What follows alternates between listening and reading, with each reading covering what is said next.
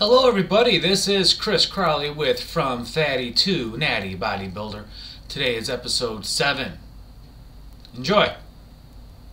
Names on the stage, got the whole crowd bouncing. Talking about the king of kings, a wolf mountain mover. Hey, everybody. Thank you for coming on board today. My name is Chris Crowley. You are watching From Fatty to Natty Bodybuilder. Very good friend of mine today, Don Manarino, also a natural NPC bodybuilder. Very good friend of mine. One of the first people I met in this journey. He's been a very supportive man, great friend, and just all around darn good guy. Don, thanks for coming on board. It's really an honor to have you. Please give us a quick bio of yourself. Okay, I'll be happy to. And again, let me congratulate you for your new channel. I'm happy for you, Chris. Thank you very much. Okay, so about 12 years ago, I was, up until that time, I was a long distance runner. My kid brother and I actually did the very second Revco Marathon, and we did them every year. And then we got into the longer distance. We tried to do ultra marathons, and we're really just avid runners. And then about 12 years ago, I decided I wanted to try something different. And I had always lifted weights, even when I was a kid. But the only reason I lifted weights, like when I was 13 and 14, with a lot of guys my age, is just to get big arms. Everybody wanted to have big arms. Yeah. So I tried to lift weights when I was a runner, just to stay toned and stay tight and stay as strong as I could. So one day I'm driving past this gym, and I drove past it a million times. It's called King's Gym in Bedford Heights. And I used to think there's no way I could go in there. These are really heavy duty bodybuilders. But one day, for some reason, I decided to go in and check it out and saw nothing but normal people. You had your bodybuilders, you had your power lifters, you had your professionals, but you had just normal people. So I quickly fell in love with the gym, started going to the gym, met a few guys who were talking about doing bodybuilding contests. Well, I never even gave it a thought. I didn't know that any of us could just do a bodybuilding show. So I decided, well, I'm going to try for this and see what happens. So this was in the fall of 2012. So in 2013, the spring, I did my first show. And it was the Lieberman show, which you know is a very big show. Right, yeah. And that is one of my highlights. I mean, doing that and being up on stage in front of a lot of people for the first time is really what gives you the next level of motivation to really reach a higher level of excellence. So I did that show, and I did subsequent shows. And then before you know it, I was doing 2 a year, then 3 a year, then 4 a year. Wow. And really just fell in love with it, Chris, just like you have. I mean, I developed a passion for it like no other, especially at my age now. You know, I want to stay strong with my bones, strong with my health, strong with my heart, strong with my tendons, keep my mind clear, keep my body clear. I mean, I still do cardio, but certainly not to the extent that I did before, because, you know, and I know we don't want to burn up muscle mass that it takes so hard to put on. Yeah, no kidding. So I really, really enjoy doing the shows. And the main reason I do so many a year, like this year, I'm planning to do at least 5. And last year I did 5, is because that's what gives me the inherent motivation. It gives me a goal. It gives me a focal point. It helps me sustain my motivation. It helps me sustain my focus. It gets me into the gym. It helps me with my nutritional aspect, which we both know is the most difficult. You know, yes. When you're a runner, Chris, when you're a runner, you could eat everything and anything and you gain nothing because you can just run farther and faster. Right. But with bodybuilding, it's not quite like that. It's a whole different characteristic completely. You've got to understand what carbohydrates are, your protein, your fats, and everything else, and your minerals, and it's quite an education along the way as well. So, and that's how I got into bodybuilding, and now I've done about 50 shows.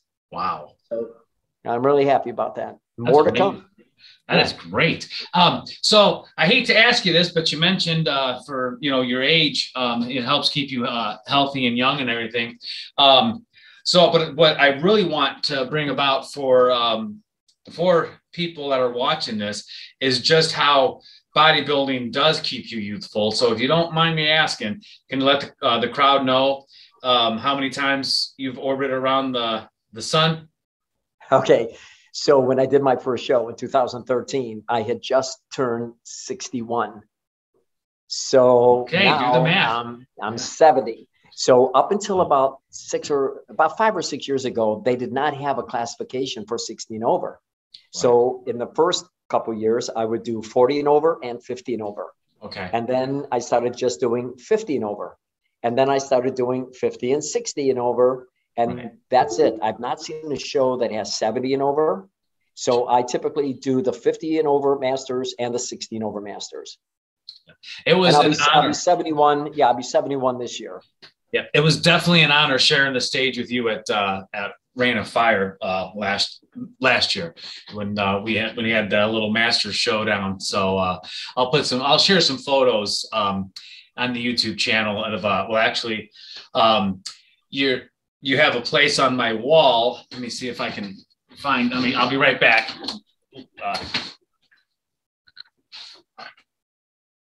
On my little I love me wall, if you will, I got the picture when you and I were yeah, we really hit it off, didn't we, Chris? We hit it off pretty quickly. Yeah, real quickly, definitely. But that's probably one of the things I love the most about our sport, art, lifestyle, whatever, is just the friendly community. I mean, of course, when we're up on stage, we want to get first place or whatever, but we're just so happy for each other that that's more the bigger part of it than just the competition is the competition, but just being around such positive people, such great people that are just having a great time and celebrating life. It's just a beautiful thing. You know what I mean? I absolutely know what you mean. And in the gym, you meet all kinds of bodybuilders, and everybody, just like you and I both know, everybody is free with their advice. Yeah. Nobody tries to hold back because I'm going to beat you. I'm going to do this. It's like, I go to Chris and I say to you, so what are you doing for your abs this week? Right. And you tell me, Don, what are you eating this week as far as carbs? And I'm going to tell you. Yeah. Because we want each other to succeed. And when we're up there, we want to bring our best, but so do you. And so does everybody else. And that's what counts. I mean, it's like a brotherhood. It is. In a way. And it's because we're natural, we understand a little bit more the determination, the consistent motivation that goes into this on a regular basis. Right. It's not like we're going to take some pills. Not that I have anything against people who choose to do that. Right. But you and I choose not to. So we have to work extra hard. Yeah. And especially as you get older, I have to work a lot harder today than I did even 10 years ago. Right. Yeah, for sure. Well, I guess that leads me to my next question. With the challenges, I know it's challenging just for me. And I started bodybuilding at least somewhat of on a serious level, or to where I could actually get up on stage and, take home some medals. I think, I met you in 2019, so I would have been 45 on that show. And now I'm 47, and it's difficult just to put on the size. And oh my gosh, all the different minerals and supplements that I take, it's probably would have been cheaper if I just went the sauce route, but I made a vow not to do that to God and to my wife. What made you want to stay natural? Well, I tell you what, I have a lot of heart disease in my family. All my father, my uncles, being Sicilian and half a Sicilian, half Italian. Sure. We have a lot of this in our family. So my grandfathers on both sides, my grandparents, my uncles, my aunts, my father was disabled at 42 with a bad heart. Okay. My first cousins have all had heart attacks. My older brother, who was 2 years older, he passed away a couple years ago. Sorry. He had open heart surgery like 3 times, but this guy, none of my relatives ever walked around the block. Do you know what I mean, Chris? Right. They didn't. They smoked, they drank, they partied. They were, they ate all the Italian foods. Right. So it wasn't their custom to go and exercise and do anything. My kid brother and myself are the ones in our family who started to change this. Mm-hmm. So we started to run at an early age. And we stayed with it. And that really made the difference, because I'm a firm believer, you may be born with a predisposition for heart disease. Right. But if you do the right variables, if you take the right nutrition and you do the right exercise and you know how to deal with stress and anxiety, which I do because you know what I do for a living, right? Right. So I'm at an advantage of being able to relax and keep my body healthy all the way around, not just, in the gym, but nutritional wise, anxiety wise, stress wise, and personal wise, and all that sort of stuff. So it's really been an honor and a blessing to be able to be this strong, this long, without any heart ailments whatsoever. So that's amazing. Thank God for that. I do my prayers every morning, thanking God for my wife, Grace. I mean, if you never meet her and her name is Grace, that's all you ever have to know.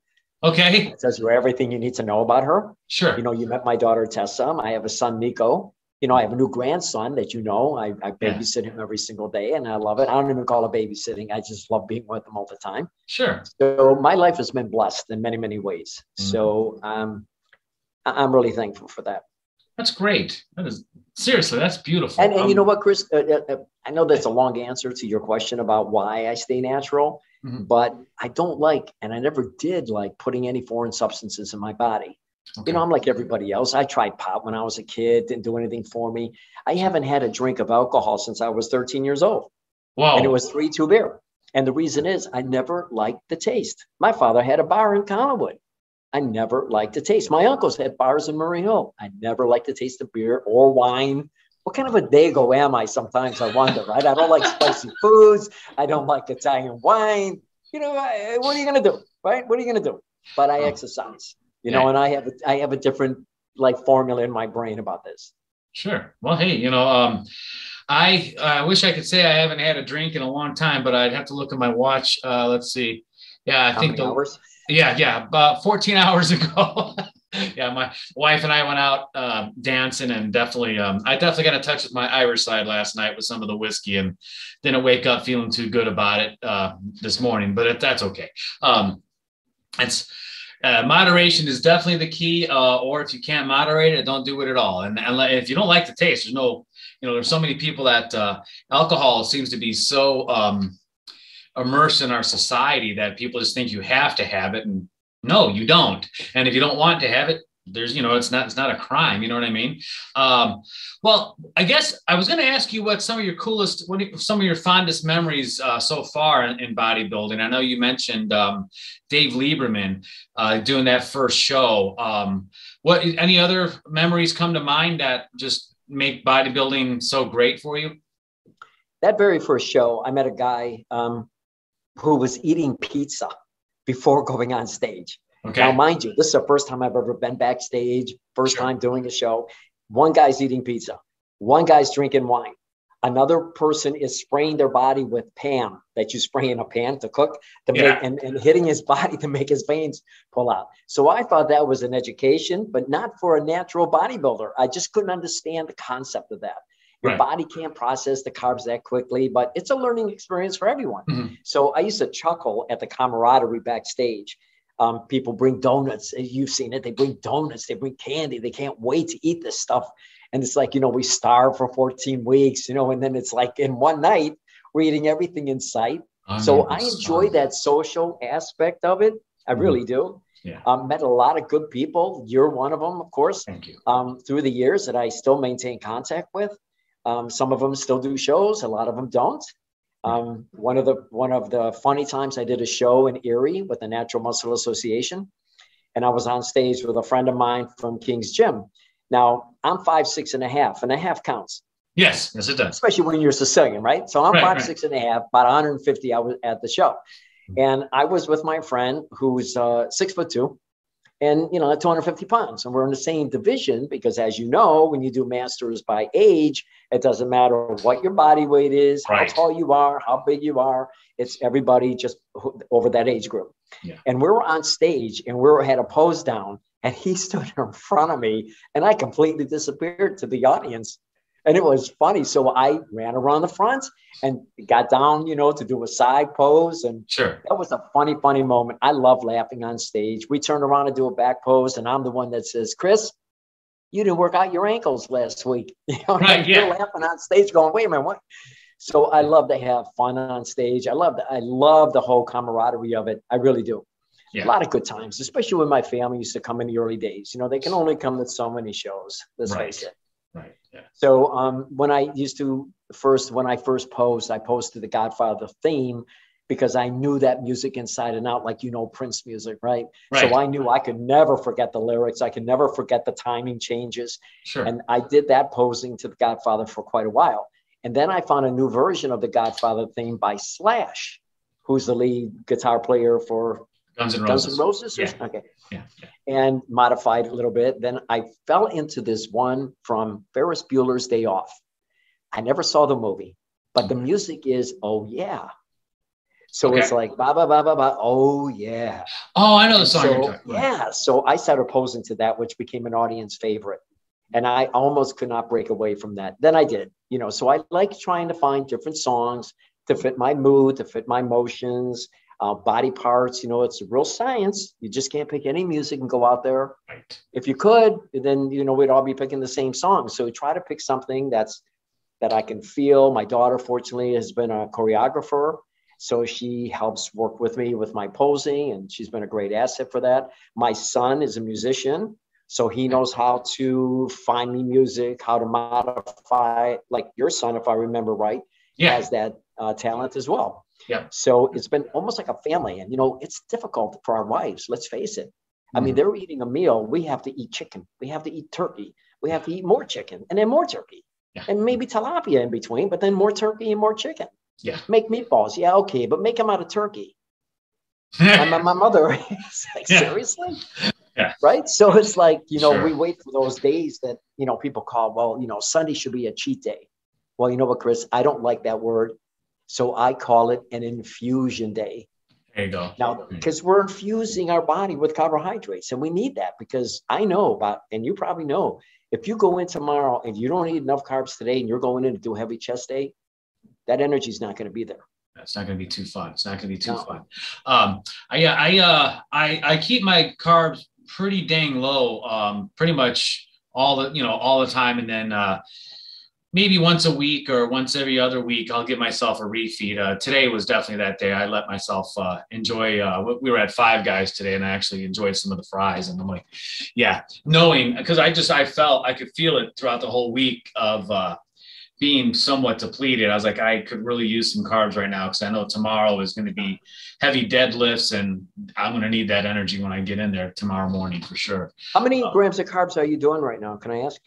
Oh, gosh. I would venture to say I've been ketogenic this whole bodybuilding journey. It really helped me out. I was my A1C was extremely high, so I would say my carbs on the high end are maybe like 35, 50, and on the low end, like almost 10 to 0. You know what I mean? That's excellent. I try to do the same thing.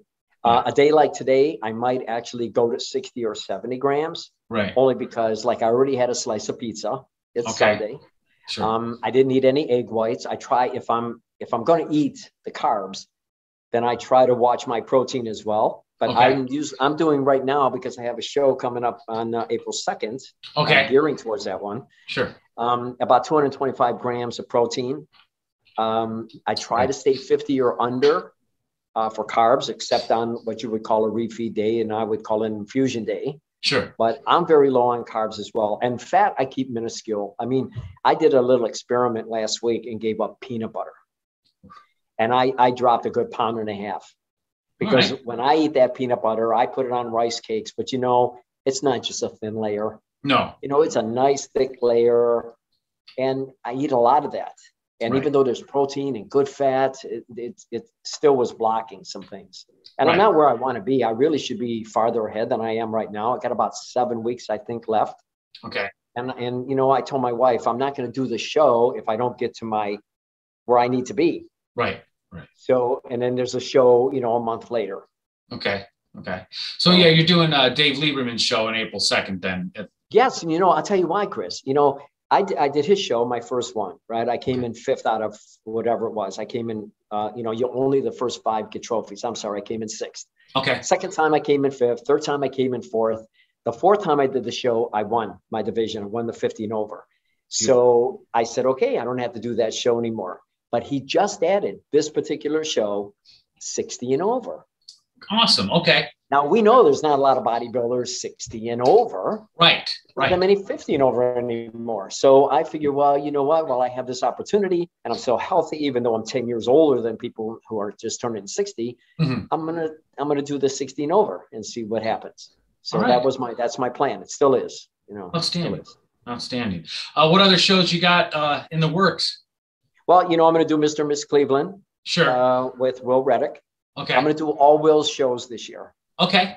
I'm going to do the OCB. I did it last year. I won that show. I'm going to do that show again. It's a beautifully run show. Okay. Jim Hillier is a great promoter, great great advocate for bodybuilders. Great Yes. show. Yes. And I was thinking about doing the National Gym Association. I've done it for Roy, out in Youngstown a few times. And that's a pretty good show too. So, and then there's a couple of NPC shows coming up in Pittsburgh, and I think so I might do one of those. I used to go to Pittsburgh more, Sure. like, 7, 8 years ago. Right. But COVID, I haven't really traveled out of Ohio. Okay. Sure. And it's nice for you and I that there's so many shows in Akron, Columbia County, within an hour, everything is there. So that's a beautiful thing. I love, even moving up here from Tucson, Arizona back in 2009, weather-wise wasn't the smartest thing in the world, but I can tell you, there really is a lot of cool things out here in the Cleveland, Akron area, including so many natural bodybuilding shows within just a stone's throw. You know what I mean? I live here in Brunswick, and driving 40 minutes to go to Akron is nothing. You know what I mean? Well, driving an hour and a half to go to Columbus, or 2 hours so we can watch the Arnold Schwarzenegger Classic.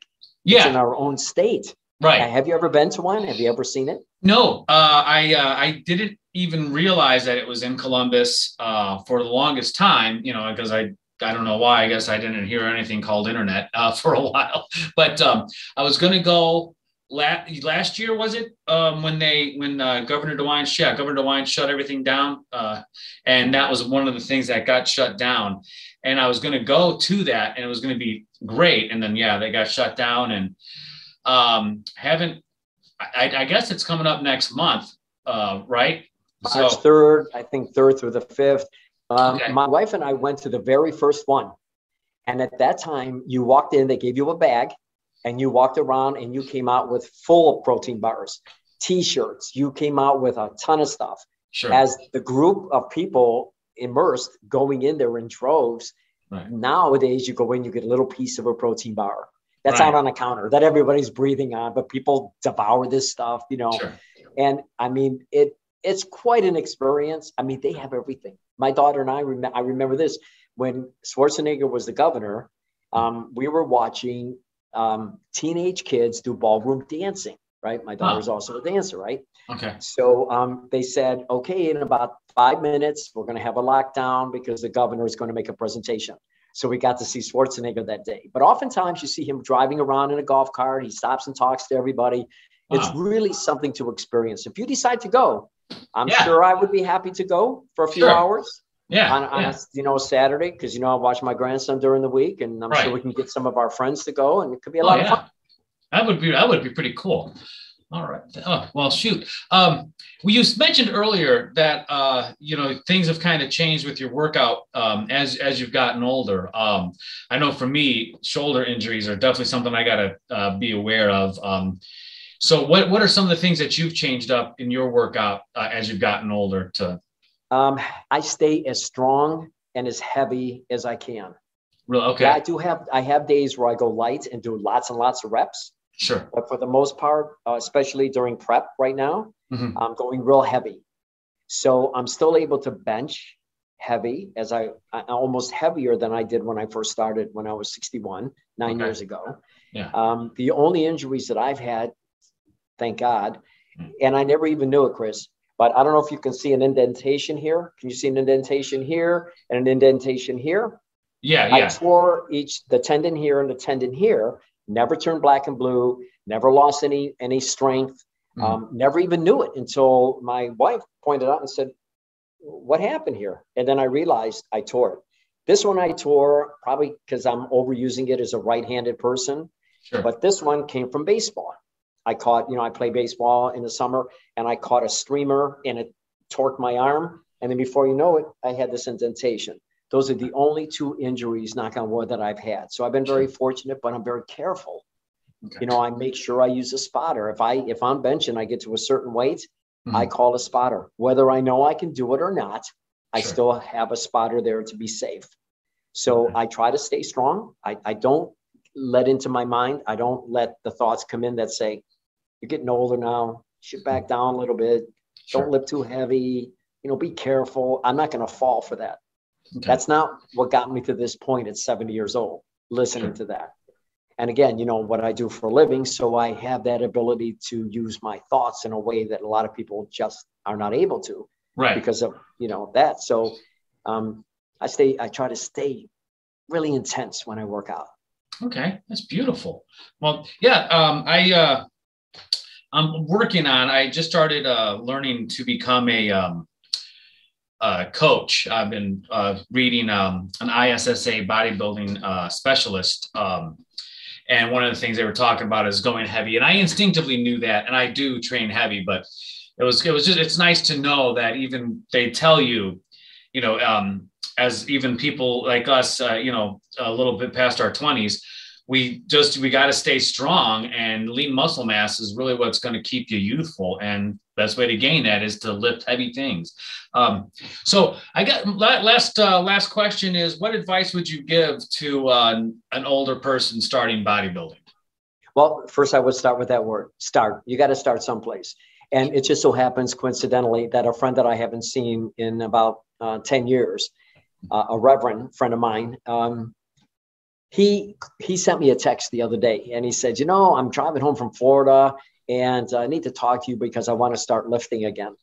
So we had a good conversation the other day, and it turns out since I've seen him, I haven't seen him in a long time. He had a prostatectomy. He had prostate cancer. He had a prostatectomy. Oh. The cancer came back. He had 35 treatments of radiation. The cancer came back. It's metastasized, but the doctors told him this is not what's going to do him in. Okay. When he was first diagnosed in 2005, the doctor then told him not to work out because he would be creating too much testosterone, which is a fuel for prostate cancer. So he stopped completely lifting, completely working out. He was a martial artist. He stopped everything. And obviously his body has just turned to mush. Right, to mush. And he's very depressed about it now because I knew when I got it, he said he was driving home from Florida. I'm sure in his mind, he saw other people on the beach, his age or younger, and he was comparing himself and not happy with the way he looked. Right. So he asked me, he says, what should I do? He goes, I'm in the gym trying to curl 20 and 30 pounds, and I'm so embarrassed. And I said, well, number one, you got to stop the embarrassment. Mm-hmm. This is about your journey, nobody else's journey. Nobody really knows your background story. It's not that important. What's important is for you to get a way to tone your body, the jewels to success, consistency, repetition. Watch what you eat. He goes, well, I eat a chicken breast every night. Well, what do you eat during the day? Well, I pick on this, I pick on that. I said, well, Mark, thank God I didn't use his last name. It's not so much about what you do in the gym. The gym is the easy part. Wouldn't you agree, Chris? The gym is the easy part. It's the easy and the fun part, yeah. But go home like today, right? It's like Super Bowl Sunday. Everybody's eating everything in sight. And what we're going to have? Liver, egg whites. Yeah. You know what I mean? Yeah. But, you got to have a certain amount of discipline. Mm-hmm. So if you're consistent and you're repetitive, you can get that body of yours toned up. So, and that's the advice that I would tell anybody. You hear everybody say, age is irrelevant. Age is just a number. Really? Well, if that's true, then get off the couch, get into a gym, go where it costs you $10 a month, any place, just go into a gym, buy yourself some exercise equipment, and get started. Yep. Because any movement above zero is good movement. So, I hypnotize people, right? For smoking, for weight, for anxiety, for stress, for cancer pain. And when people come to me to lose weight and I hypnotize them and I give them suggestions about motivating them to begin an exercise program, my first question is, do you exercise now? No. Well, typically when a person does not exercise, they start a new exercise program every Monday, Wednesday, and Friday. That's a 300% increase. If you don't exercise now, when you exercise one day a week, that's 100% increase.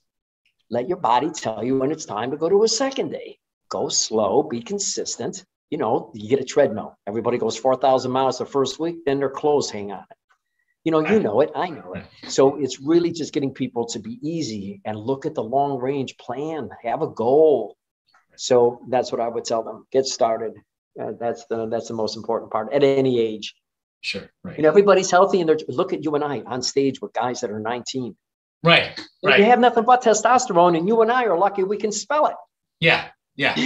Right. You know what I mean? And it's like, and yet we're able to compete with people much younger than we are. Yeah, for sure. But we put in the hard work, Chris. Yes, sir. So, and I'm asking, we're not saying that people have to be bodybuilders or competitive bodybuilders, but getting into a gym is a plus. So did I hear you say you're training to be a trainer? Yes. Yes. Okay.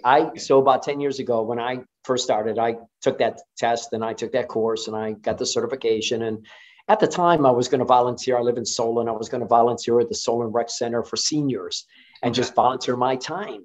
But then I realized I'm the kind of person, when I go to a gym, I want to work out.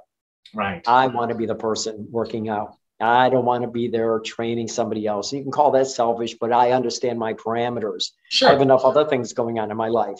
Right. So I knew right away that that was not for me. But I know it's for you because you've started this channel. Right. You've been educating people with your journey for ever since I've known you, ever since that very first show. Right. When you know what you said to me when I first met you, I have no business being here. I remember that. And I remember telling you, Chris, this is going to change your entire life because now you know what it's about. Now you know what you need to do. And you did it. That's the thing. You could have easily gone home and said, okay, that's it. Yeah. But you didn't. So. No. Yeah. You know, I do remember that particular show and meeting you and meeting Nathan, who was on just a couple episodes ago, and meeting Will and a few other guys, and just, yeah, it was very embarrassing. But my thought process when going in was, well, it's an amateur show. How bad could it be, right? I didn't know anything. I literally had no idea what to expect. And then when I got there, you know, I still had my clothes on, and everyone else did too. So I didn't notice. I'm like, okay, there can't be anybody, you know, I'm not going to look that bad. And then nope. But, you know, it was a life-changing experience. And, you know, none of the competitors made an issue out of it. I mean, I know I saw a couple people in the crowd laughing, but they weren't up there doing it. So I really don't care. But yeah, it was a life-changing experience and I'm never looking back. It's just too much fun. I enjoy fitting in clothes that I wasn't fitting into years ago. And as my coach, Rob Goodwin, says, you know, be the freak in the room. I like being the 47-year-old guy that's walking amongst other people my age and being that freak in the room that, I fill out my sleeves a little bit better than I used to. And you know what I mean? It's fun. And one thing that I hope I'd like to impart anyone watching this, you said, you know, you don't have to be a bodybuilder. And, you know, it's like the way I see it is if you're eating better and you're working out because you're wanting to improve your physique, improve your health, get some muscle, whatever, you're just by definition, you're a bodybuilder. It's the level of bodybuilding that you want to get to. That's a completely personal issue. You know what I mean? It's like, sure. Getting up on stage, it takes a lot and a lot of energy, a lot of, like you said, discipline in and out of the gym. I mean, that your kitchen, the kitchen is where it all really comes into play the most. And, you know, if you don't want to have to weigh your food and all that other stuff. And yeah, maybe that part's not for you, but you know, having the mindset of a bodybuilder to an extent, I think is just something that is going to help out anybody that's going into that gym. Do you know what I mean? Whether, like you said, you don't have to be that person. There's no one asking you to, get up on stage and do the catwalk or whatever. Just do you, but you know, you're going to love it. You're definitely going to love the changes your body makes, whether you compete or not, you know? So, well, I totally agree with you. Yeah. It's such a great lifestyle. And I mean, it makes it just everything else in your life just seems to be a lot better when you're healthy. Well, again, Don, thank you so much for coming on board. Is there any things that, is there anywhere people can follow you, or do you really have much of a social media presence, or kind of tend to not want to go that route?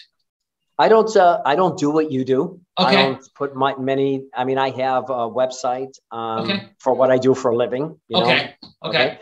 I have a lot of videos because before I used to do a lot of movies, a lot of TV, a lot of radio. Really? I used to perform at Pickwick and Frolic in awesome. Murder Mysteries. And yeah. So I've got a lot of that kind of stuff on YouTube's and some Sure. of the bodybuilding shows that I've been into. And, you know, for a while I was a comedy hypnotist. I mean, I'm a medical hypnotist by training, sure. right? Okay. But I did comedy shows for a long time when I was younger, and there's some shows on YouTube. But I think, you know, I want to leave people with this. Look, find your passion.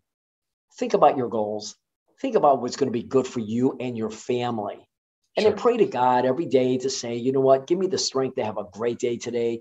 On the way to the gym, I say certain prayers. And one of my prayers is, to my guardian angels, keep your wings wrapped around me. Do not let me get injured, please. Keep me strong, keep me, keep me healthy. Right. But I give thanks as well. I mean, my wife, if you saw her, you'd be shocked. She's 72. And she looks a lot younger because she lives, like I told you, her name is Grace, and that's what fits her. Right. Beautiful. And you will meet her one of these days. It'll be an honor. Seriously. All right, my friend. Thank you so much for coming on board today. And God bless you, brother. And thanks for being a great guy. I owe a lot of my success to you and your help and support over the years. So God bless you. Thank you. I appreciate that, Chris. And God bless you as well. All right, brother. Take care. You too. Hey folks, thank you so much for watching this video today. Be sure to like this video, be sure to like and subscribe to this channel. Be sure to share this channel with your friends. Again, much thanks to Don for coming on today and doing his interview. It was great. Very inspiring man, very awesome man, very great friend. And I look forward to what the future holds in store for him, and I can't wait to get back up on stage with him. Have a great day.